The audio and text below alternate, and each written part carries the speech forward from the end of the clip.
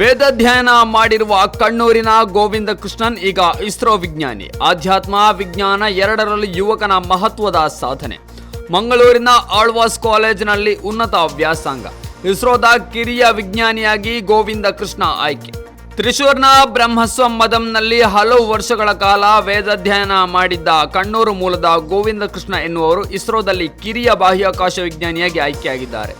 ಮಂಗಳೂರಿನ ಆಳ್ವಾಸ್ ಕಾಲೇಜಿನಲ್ಲಿ ಉನ್ನತ ಶಿಕ್ಷಣ ಪಡೆದಿರುವ ಇವರು ಇಸ್ರೋದ ವಿಕ್ರಮ್ ಸಾರಾಭಾಯಿ ಬಾಹ್ಯಾಕಾಶ ಕೇಂದ್ರದಲ್ಲಿ ಇನ್ಮುಂದೆ ಕಾರ್ಯವನ್ನು ನಿರ್ವಹಿಸಲಿದ್ದಾರೆ. ಮಾಜಿ ಭಾರತೀಯ ನೌಕಾ ಅಧಿಕಾರಿ ಆಗಿರುವ ತಮ್ಮ ತಂದೆಯ ಸಲಹೆಯಂತೆ ಗೋವಿಂದ ಕೃಷ್ಣ ಅವರು ವೇದಗಳನ್ನು ಅಧ್ಯಯನ ಮಾಡಿದ್ದು, ವಿಜ್ಞಾನ ತಕ್ಷೇತ್ರದಲ್ಲಿ ಇವರಿಗೆ ಅಪರಿಮಿತವಾದ ಆಸಕ್ತಿ ಇದೆ.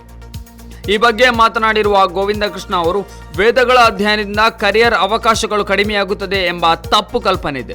ಜನರು ಆಧ್ಯಾತ್ಮದ ಬಗ್ಗೆ ಯೋಚನೆ ಮಾಡುತ್ತಾರೆ, ಆದರೆ ವಿಜ್ಞಾನ ಮತ್ತು ಆಧ್ಯಾತ್ಮ ಎರಡನ್ನೂ ಮಿಶ್ರಣ ಮಾಡೋದಿಲ್ಲ. ಶ್ರದ್ಧೆ ಇದ್ದರೆ ಎರಡೂ ಕ್ಷೇತ್ರದಲ್ಲಿ ಸಾಧಿಸಬಹುದು. ನನ್ನ ಬದುಕಿನ ಒಂದು ಹಂತದಲ್ಲಿ ವೇದಗಳನ್ನು ಕಲಿಯುತ್ತಾ ವಿಜ್ಞಾನದ ಕಡೆ ಗಮನ ಕೊಟ್ಟಿದ್ದೇನೆ ಎಂದಿದ್ದಾರೆ.